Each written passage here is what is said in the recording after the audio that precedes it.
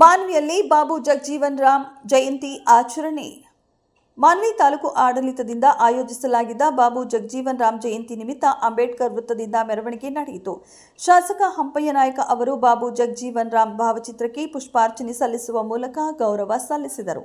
ಅಂಬೇಡ್ಕರ್ ವೃತ್ತದಿಂದ ತಹಶೀಲ್ದಾರ್ ಕಚೇರಿವರೆಗೂ ಮೆರವಣಿಗೆ ನಡೆಯಿತು. ಅಧಿಕಾರಿಗಳು ಹಾಗೂ ನಾನಾ ಪಕ್ಷದ ಮುಖಂಡರು ಈ ಸಮಯದಲ್ಲಿ ಭಾಗವಹಿಸಿದ್ದರು.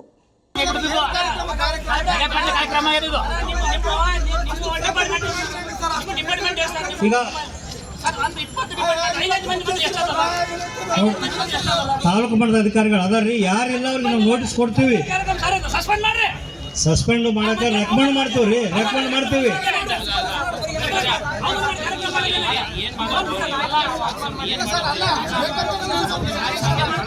ಆಯ್ತು, ಈಗ ನೋಡ್ರಿ ಕಾರ್ಯಕ್ರಮ ಮಾಡೋಣ. ಯಾರು ಬಂದಿಲ್ಲ ಅವ್ರಿಗೆ ಆಕ್ಷನ್ ಮಾಡಕ್ ಕಳಿಸ್ತೀವಿ. ಆಯ್ತು, ಸ್ಟಾರ್ಟ್ ಮಾಡೋಣ.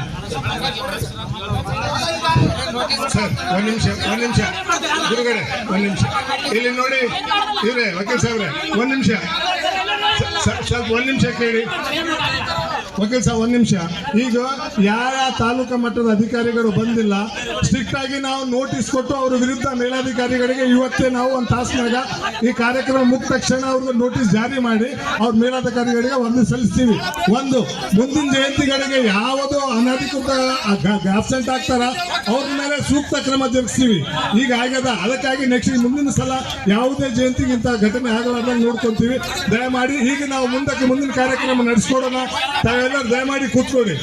ಆಗಿದೆ, ನೆಕ್ಸ್ಟ್ ಮುಂದಿನ ಸಲ ಆಗಲ್ಲ, ಮಾಡ್ತೀವಿ ಇಮಿಡಿಯೇಟ್. ಈ ಜಯಂತಿ ಮುಗಿದ ತಕ್ಷಣ ಅವ್ರು ನೋಟಿಸ್ ಕೊಟ್ಟು ಮಾಡ್ತೀವಿ.